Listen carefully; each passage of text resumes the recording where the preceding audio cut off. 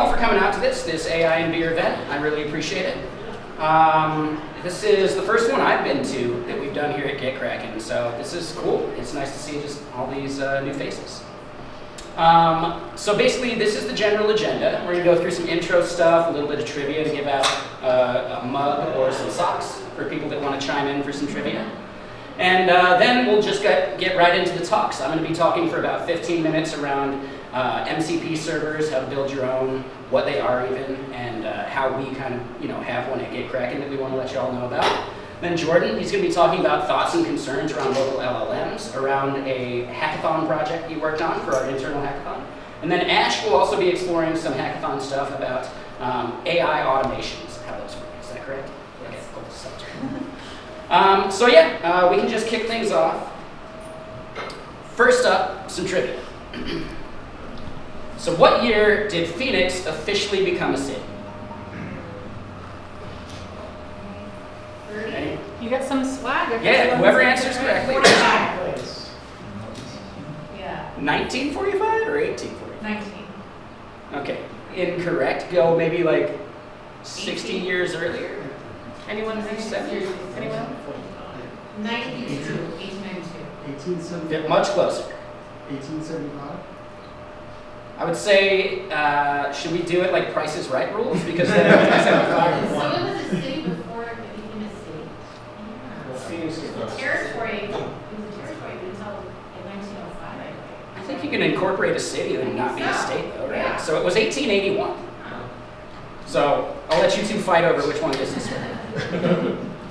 Would you like socks or a coffee mug? Socks. Yes, socks. Thank you. All right. What is the highest temperature ever recorded in Phoenix? 122. 123. 124. 125. 140. It was 122 exactly. Who, So you who knew said this one. 122? Right there in the blue shirt.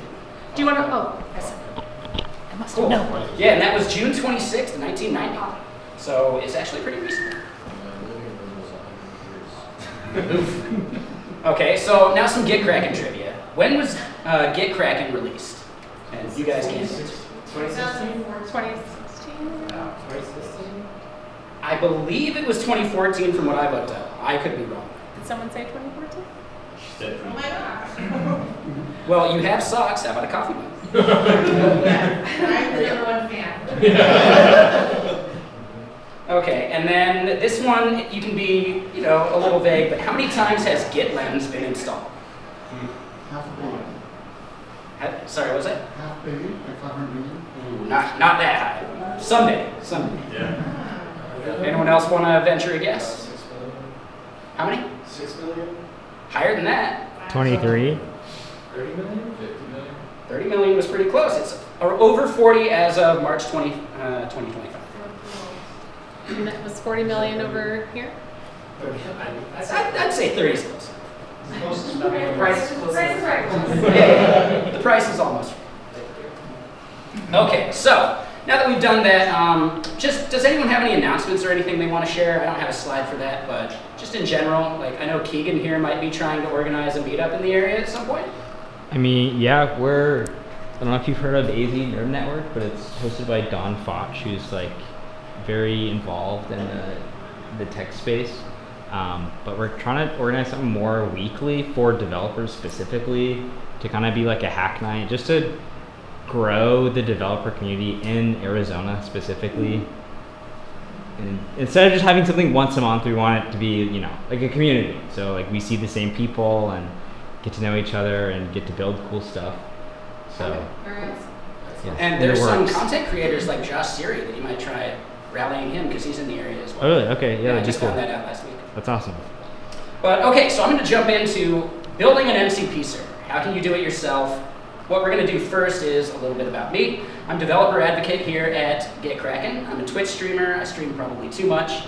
I'm lazy on the YouTube front, but I do make content there too. And if you want to get any of my social links, I'm on Blue Sky, Twitter, all that stuff on that QR code. So, what is an MCP server? It is the Model Context Protocol, right? And what does that really mean?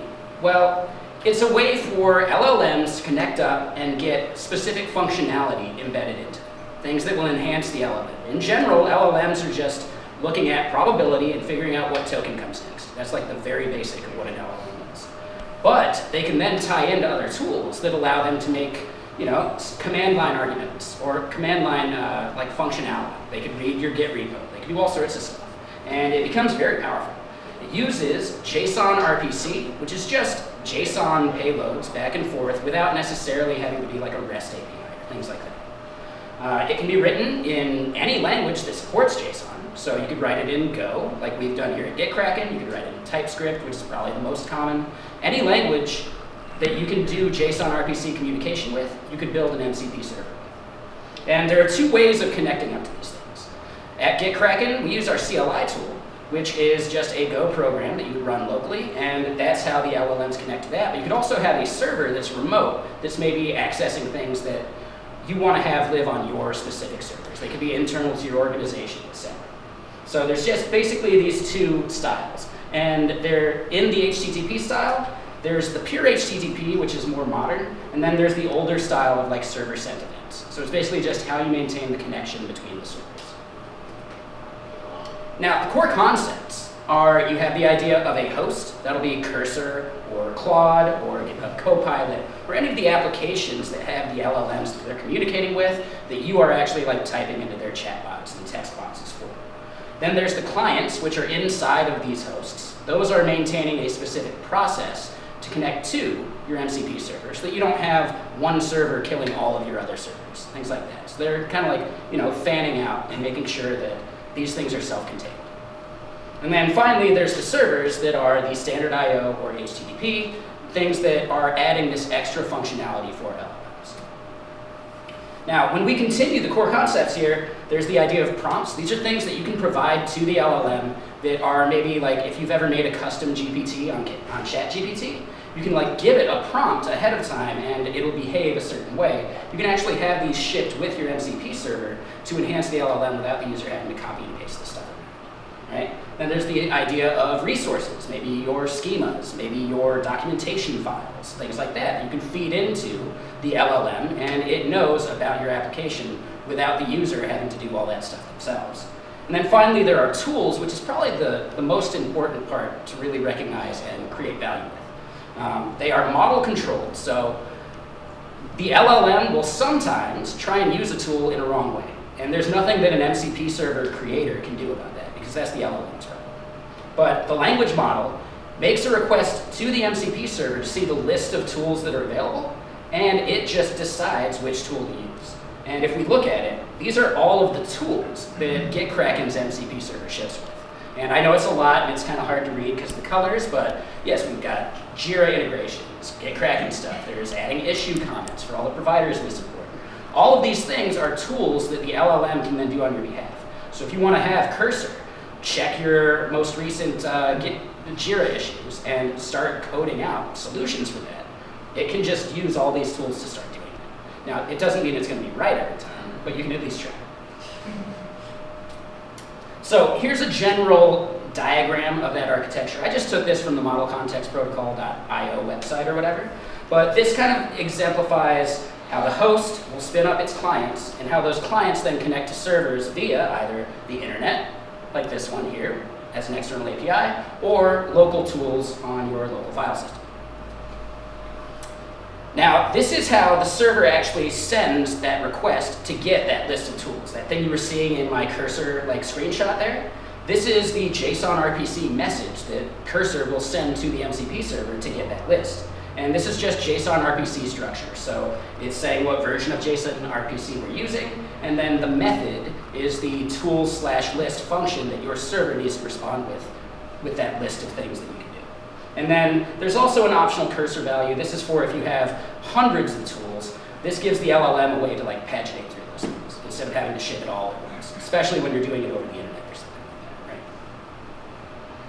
So the server then responds with all the available tools. And that's where we saw those little those tags or pills or whatever in Cursor.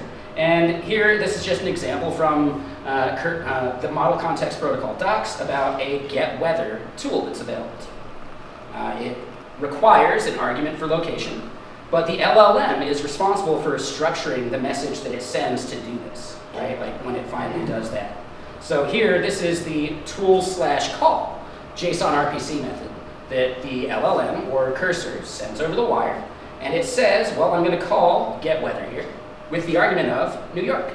And then finally, our MCP server responds back with whatever tool that we've called, maybe an HTTP request or something like that, right? So what if you want to build your own MCP server, right? I just gave you a little info about like what these things are, but how would you end up building it?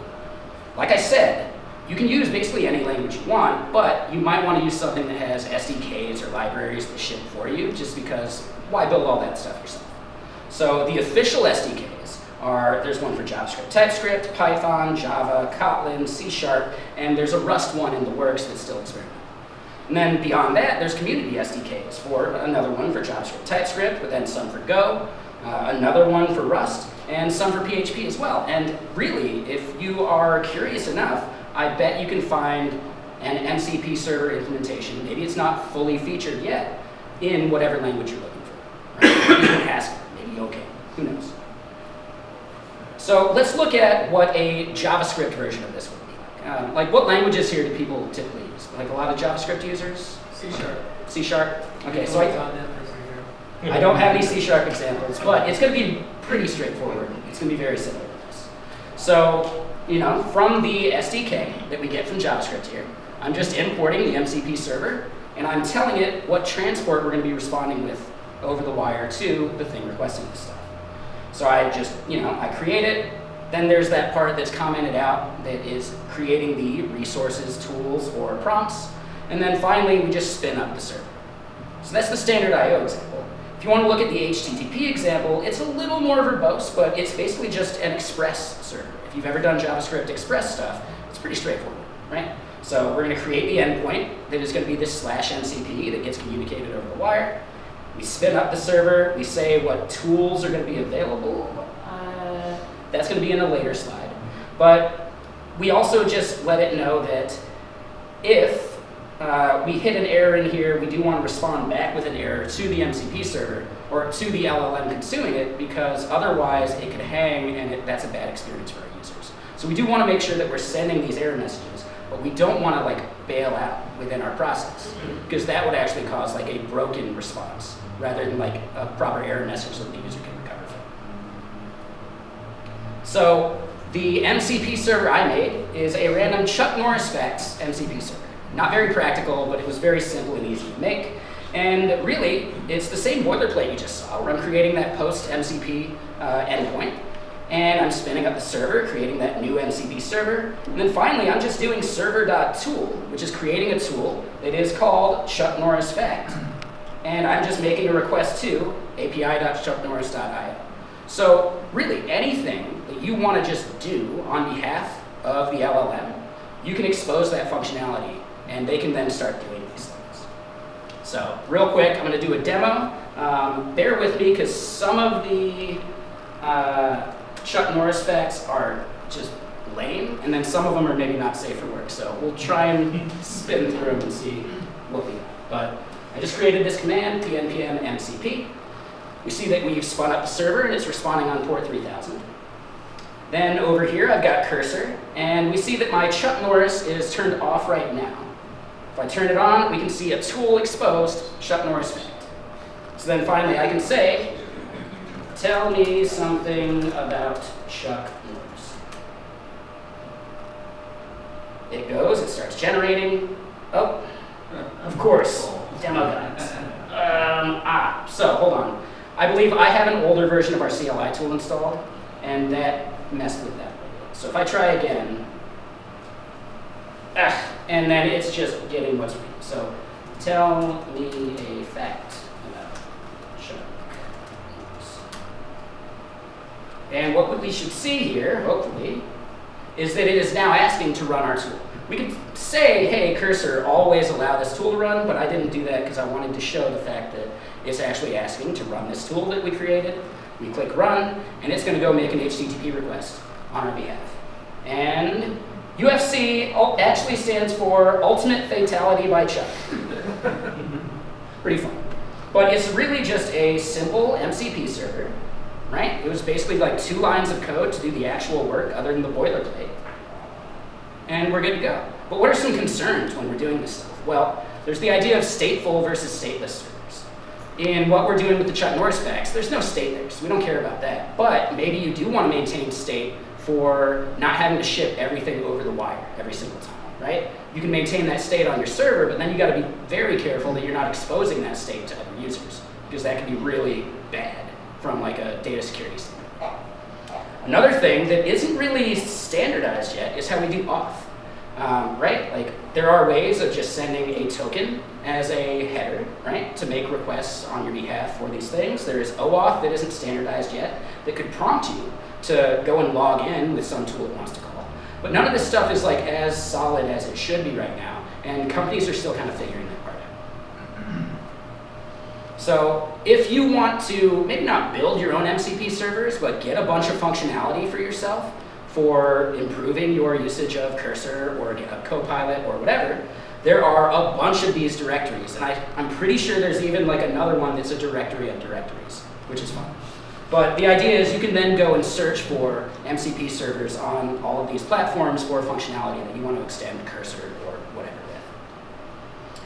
So I just ranted at you a bit. Are there any quick questions you want me to answer, anything like that, before we hop into some of these other talks?